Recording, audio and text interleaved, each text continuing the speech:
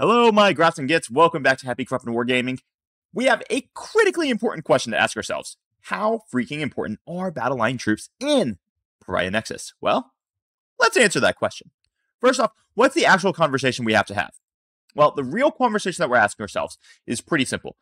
With all the changes to Pariah Nexus and all the changes to actions, economies, and stuff, and we know that Battleline units can be more important, are they important enough for us to actually start including more Battleline units into our armies? Well, here's the deal. In Pariah Nexus, everything is about the actions. Actions, actions, actions. It's much more limited the amount of units that can do actions. For example, our OC0 troops can no longer do actions. Your Nurglings, while still good, are not just dominating the competitive meta anymore. There are more actions to be done in Pariah Nexus than there were back in Leviathan. Actually, significant more, and I'm going to break them all down for you.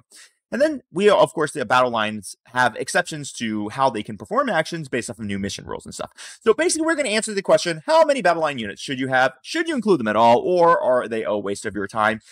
And I'm going to do a full breakdown of all the missions that we have available to us in Pariah Nexus, which ones battle lines influence, and all those things. So buckle on in, because here we go. First off, what are the changes to the actions themselves? Well, in all reality, here we go. Currently, the way it's phrased in Pariah Nexus is that a unit cannot start to perform an action if one or more of the following apply to that unit. 1, it's an aircraft. 1, it's battle shocked. 2, has an OC characteristic of 0. It is within engagement range. This is a small exception for a Titanic character unit. So that basically only applies to big Imperial Knights and big Chaos Knights, I think. It advanced or fell back. So no more putting a shotgun on your scouts and they can just advance to do an action. It's not eligible to shoot this phase. So for literally any reason, if you're not eligible to shoot this phase, you can't do actions. So that is really kind of fascinating. So if units start to perform an action until the end of the turn, that unit is not eligible to shoot or declare a charge. That's the same. Of course, it's different for Titanic character units because Titanic character units can still shoot when they are doing action. They have the only exception to that. And that is it. That's it, man. So that's all the changes. Now, there's a little like interpretation that someone brought up in the Discord, and let me just kind of knock this down for a moment. A question that I get. Does a charge that happens next turn cancel out your action? So it's a little ambiguous because one of the things that this says is that during the turn in which you declare the action, you're not able to declare a charge. Does that mean that you cannot do a heroic action in your opponent, or a heroic intervention in your opponent's turn when you are, say, performing recover assets, which requires you to score at the end of your opponent's turn? So technically the action is still ongoing, but it's not the same turn. So are you eligible to do that action or that charge? The answer is basically no. I think rules as written, you can probably make an argument for it, but this definitely seems like a big rules oversight, and I seriously doubt any TO in their right mind is going to let you be doing nonsense like that. So just as an aside. Now let's start doing some breakdowns here. All right. Missions requiring actions. 4 of the primary missions in Pariah Nexus actually require you to do actions to perform them, whether it's going to be the Terraform, or it's going to be the Ritual, or Scorched Earth. So you're actually having to do a lot of actions just as part of the primary mission. Then 5 of our secondary missions require actions. 3 of those secondary missions require 2 units to be doing actions, whether it's going to be Cleanse, or it's going to be Containment, or Recover Assets like we were talking about. So here's the deal, everybody. We can conceivably be required to run 5 freaking actions in one single turn. And that is a heck of an action economy. And most armies cannot handle that the way that armies have been previously built. So we have to figure out, how do we actually get all these actions done? So how does the battle line keyword actually help? Well, there are 5 mission rules that give boost to battle line units. 1, prepared positions. So players can target their battle line units with the go to ground and the heroic intervention stratagems for 0 CP. Okay, that doesn't really help with the actions, but it's a nice little boost to battle line. It's one of the cool things about Pariah Nexus is that Games Workshop is trying to encourage us to use more of these iconic style units. Raise banners at the end of each player's turn. If a battleline unit from their army is within range of an objective marker that player controls, that unit will then raise a banner on the objective marker, and the player scores 1 VP. That's actually pretty awesome. And that VP is actually counted towards your secondary mission score. So in that particular mission, it's actually going to be a lot easier to maximize your secondaries if you're taking Battleline, which is pretty cool. And then we have Rapid Escalation, which is in the first battle round, each player can set up Battleline units from strat reserves in the reinforcement steps of their movement phase. So this is coming in from strat reserves in turn 1. Now, this is pretty dang interesting. It does specify that they must be set up wholly within 6 inches of any battlefield edge, and they cannot be set up within the enemy's deployment zone. So that is pretty interesting and kind of a cool concept. If you have a Battleline unit, that would be brutal to bring them in turn 1.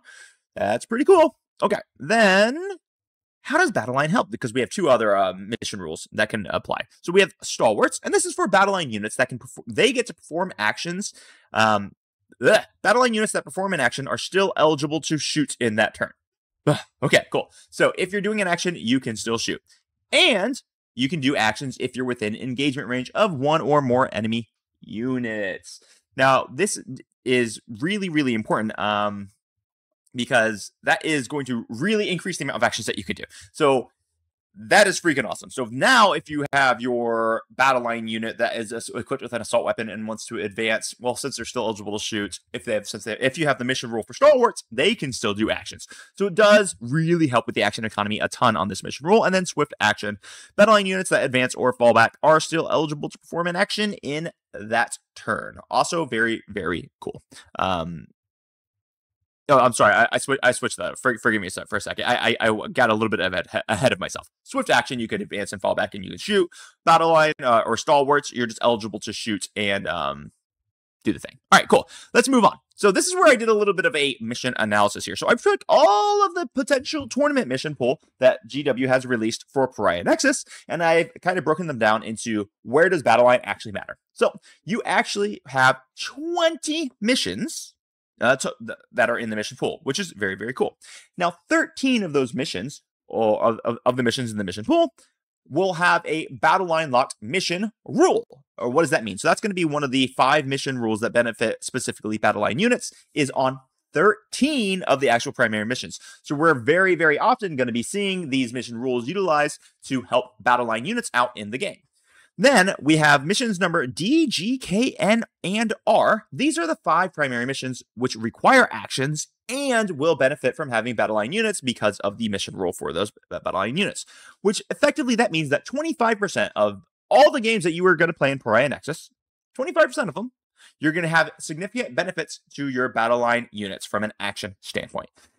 That is pretty cool. Now, there are more that you can have benefits to your Battleline unit, but just from an action standpoint, it's going to be 25% of them, which is fairly significant. So this is actually going to beg the question. What's the consensus, guys?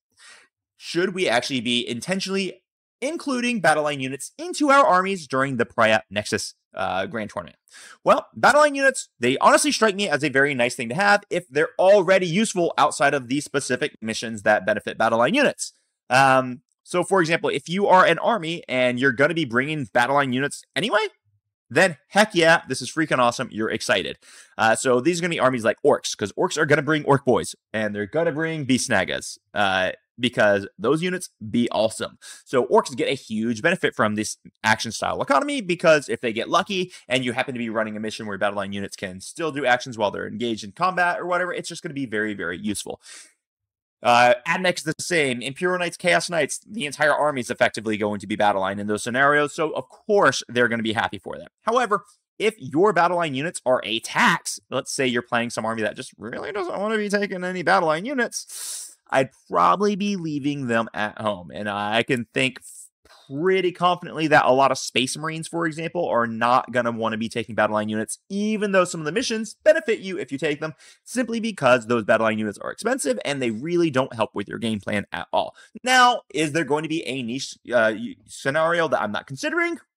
Potentially. So if you're a Space Marines player and you're like, oh no, Jonathan, I have won 27,000 missions because I took my tactical intercessors or I took my heavy intercessors. Heavy intercessors suck, but I'm really proud of you for doing well with them. So then, of course, yeah, you can make arguments for it. But in all reality, I will not do anything to try to include more Battleline units into my armies for Pariah Nexus, for now at least. Although if I see like a Battleline unit and a different unit are doing basically the same thing anyway, Battleline would be, nicer to have in that scenario. So hopefully this helps you with the little breakdown. So just remember, guys, we have 20 missions, 13 of them have Battleline locked mission rules involved in them, and then 5 of them will have primaries and mission rules, which are going to benefit battle lines. So that is pretty dang cool. A lot of significant changes to Pariah Nexus. I'm actually having a blast with Pariah Nexus. I think this is actually the most fun Warhammer I've ever freaking played. So Games Workshop, you're doing a great job.